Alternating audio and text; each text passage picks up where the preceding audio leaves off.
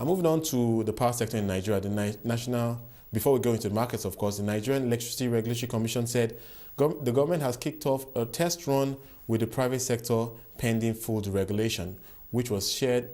This was shared at a seminar organized for stakeholders in the public and private sector to interact on the ongoing deregulation and privatization of Nigeria's power sector. CNBC Africa's Onyi Sunday talked to the chairman and CEO of the Nigerian Electricity Regulatory Commission for more on this. The private sector is not going to run the transmission, which is the bedrock. Government will still invest in transmission. Government is the owner. But government is wise to have is a mixture, a hybrid. Government is the owner, provides the funds.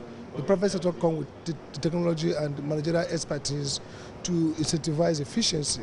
So what we have is a market that the private sector is playing. Government can continue to make infrastructure investment in terms of network.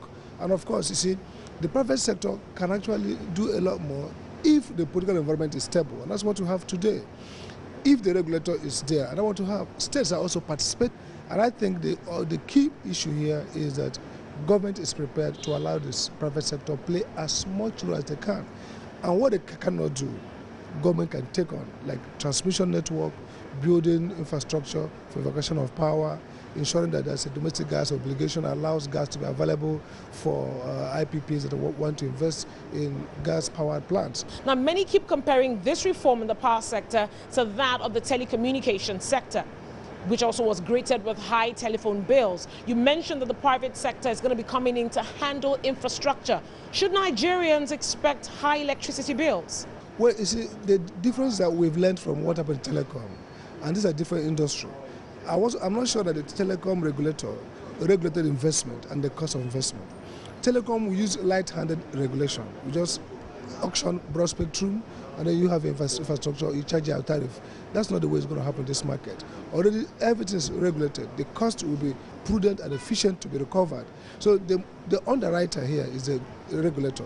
And that's why our approach to regulation is to effectively strike a balance between allowing the market to allow for recovery and allowing for affordability of tariff. So we're not taking a stand to the market. We are creating a market, but the market is a social market, a market where equity and recovery and fairness coexist. So our job is to ensure that every cost that's going to pass through is prudent.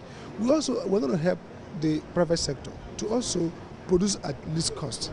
Our framework, not just to punish them by not allowing them to recover, but also help them to construct, deliver power at most efficient cost, so that their return on investment is guaranteed, but at the same time you have affordable tariff. Well, you do know this is going to be greeted with lots of skepticism, because even right now with the power sector in the hands of the PHCN, there are lots of consumers who still complain of poor billing methods and poor meter readings. We've rolled out the meter codes, so first technical issues are taken care of.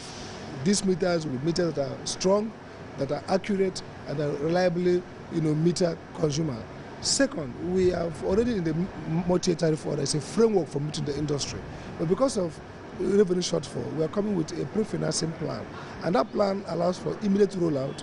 You just pay and then you get a meter. And then that payment is rebated over a window, 2 years, 3 years, depending on the cost of meter. So the idea is that the customer doesn't have to wait until the investor gives meter. We want the investor to come with a commitment to metering day one. And when people are metered, then they are paying, they can conserve their consumption, they can lower consumption because whatever they lower, they gain. But without metering, even if you are conservative in usage of power, you can't be sure that your efficiency gains are enjoyed by you. Now, what's the status of the public-private partnership in the power sector at the moment? The whole generation is liberalized, so there's no limit. Once the market can take a supply, you can get an off-taker who can sign a PPA with you, you can always come and invest. The distribution is still a monopoly of a sort, but the commission is allowed to even license more distributors, depending on whether we think the areas are not properly covered and effectively served. So the market is opening up. There are no limits to who can be licensed. The only limits are limits of market, commercial, bankability, as well as infrastructure. But as we upgrade infrastructure, then suppressed demand comes up again. And so today people talk about 20,000 megawatts, we need 25, is low.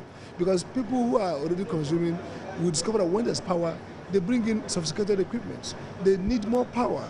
Those who have been going for 2 hours or 10 hours now look at 24 hours and look at plugging in many appliances. So this is a market that is on upwards, plunge. We're going to increase capacity, demand will keep increasing, and supply will try to meet up with demand. And it will take a long while before demand and supply can come together. You mentioned a test run. When are we expecting this test run to begin? No, already test run the market, because even at this stage, some PPAs have been signed. At this stage, the cost-effective tariff is already there, so we're already simulating the perfect market.